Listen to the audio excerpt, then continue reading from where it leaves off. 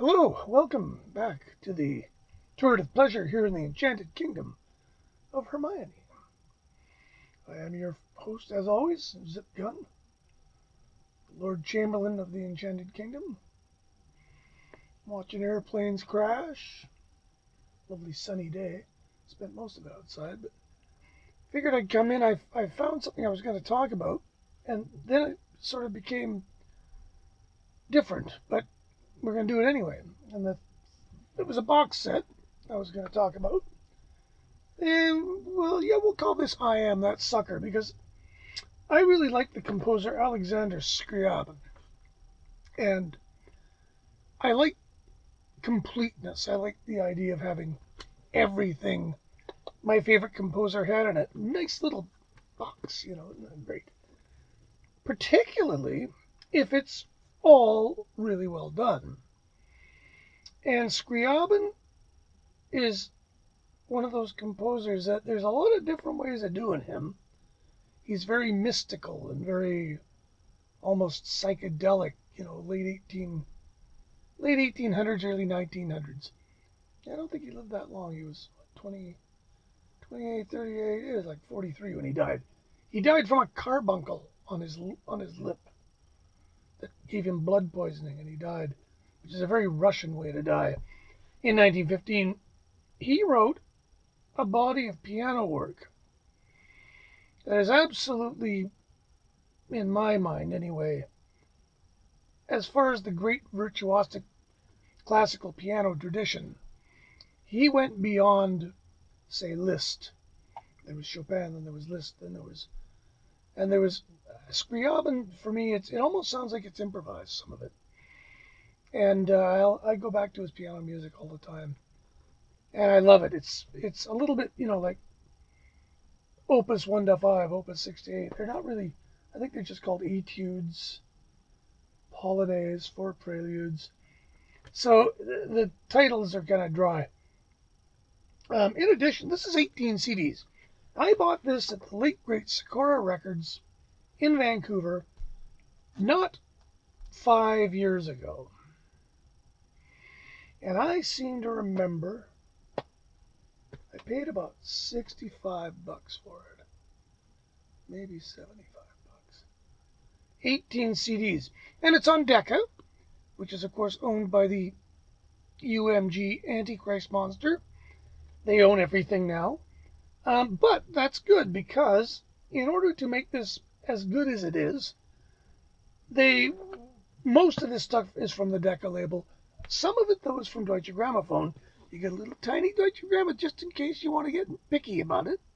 Yes, thank you. Our brother, because now UMG owns Decca, they own Deutsche Grammophon, they own ASV, who contributes some pieces to this small British specialty label. And I was going to say what a great deal this is. If you want to get into some great late classical, early 20th century music of the sort of mystical type, you really couldn't go wrong with this for $65. And he was a very innovative fellow. All of his symphonies are here. Great. The Poem of Ecstasy is, I think that's the fourth. The Divine Poem. There is his, what the heck is the name of that? Is it Nuances? Where he even had the idea for a light organ, light show. A keyboard that shot colored lights out. He was way ahead of his time. A little bit crazy, but they're all really good. All the great artists are a little crazy. And there are a lot of great people on this. There's a lot of Vladimir Ashkenazy, who's a fabulous Scriabin player. Roberto Zidon, who's a very obscure pianist, but he did I have a box set of him doing the etudes. He's really, really interesting. Ivo Pogorelic is on it a bit. Horowitz is even on it a bit. Lauren Mazel is on it a bit. Pierre Laurent Arnaud is on it quite a bit. And, what's the other one? Anyways, long story short, very, very good buy. Now, the only problem is, I just went to Amazon to see what it's going for now because I figured it would still be a pretty good deal.